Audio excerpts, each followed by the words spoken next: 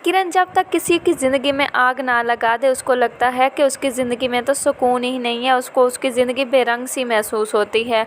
तो अब बारी होती है फ़ायज़ा की। वो फ़ायज़ा की सास को फ़ायज़ा के ख़िलाफ़ ऐसा भड़काती है कि वो शादी के दूसरे दिन ही फ़ायज़ा के मायके पहुंच जाती है।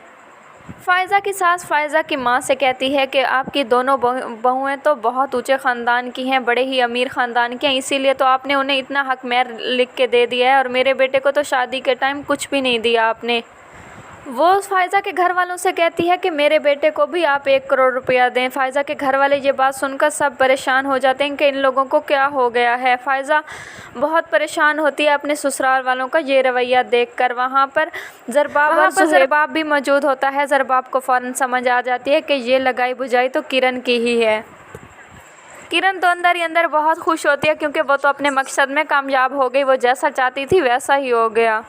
फ़ायज़ा अपने ससुराल वालों का रवैया देखकर जब हैरान होगी तो वो बहुत रोएगी और कहेगी कि जावर ने तो पहले मेरे साथ ऐसा कभी भी नहीं किया, क्या हो गया अब इन लोगों को। जब फ़ायज़ा को रोते हुए देखता है तो वो नवाल के पास जाते हैं और नवाल से कहते हैं अगर आपकी ये डिमांड ना होती तो आज हमारे लिए इतने मसाइल ना होते। नवाल फ़ौरन अपनी माँ को फ़ोन करती है और अपनी माँ से कहती है कि आपने इन लोगों से 2 करोड़ की डिमांड क्यों की थी, आपकी वजह से ताने मुझे सुनने पड़ रहे हैं।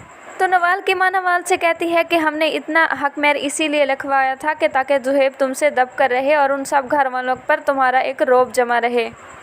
नवाल अपने ससुराल वालों से बहुत बदतमीज़ी से पेश आती है। ज़ुहैब को उसका ये रवैया बहुत ज़्यादा हर्ट करता है क्योंकि ज़ुहैब ने उससे ये उम्मीद नहीं की होती कि नवाल इस तरह किरण से भी 2 हाथ आगे निकलेगी। ज़ुहैब नवाल के इस रवैये से बहुत ज़्यादा परेशान होता है। वो ऑफिस से घर आता है तो नवाल अपने सब फ्रेंड्स के साथ बैठी होती है और उनके साथ बहुत ही बेतकल्लुफ़ी से बातें कर रही होती है। ज़ुहैब जब नवाल को इस तरह देखता है तो ज़ुहैब को नवाल पर बहुत ज़्यादा गुस्सा आता है क्योंकि उनके घर के तो तौर तरीके बिल्कुल भी मुख्तलिफ हैं इन लोगों से। ज़ुहैब नवाल से कहता है कि नवीन की भी फ्रेंड्स आती थी लेकिन वो तो इस तरह से बेतकल्लुफ़ कभी भी नहीं हुई जिस तरह तुम हो रही थी।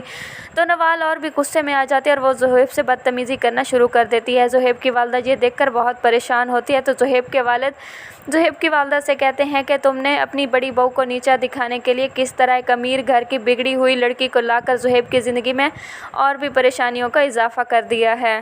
ज़ुहैब के वाले ज़ुहैब की वालदा से कहते हैं कि इससे तो अच्छा था कि तुम ज़ुहैब की शादी उजाला से ही करवा देती, कम से कम ज़ुहैब आज खुश तो होता।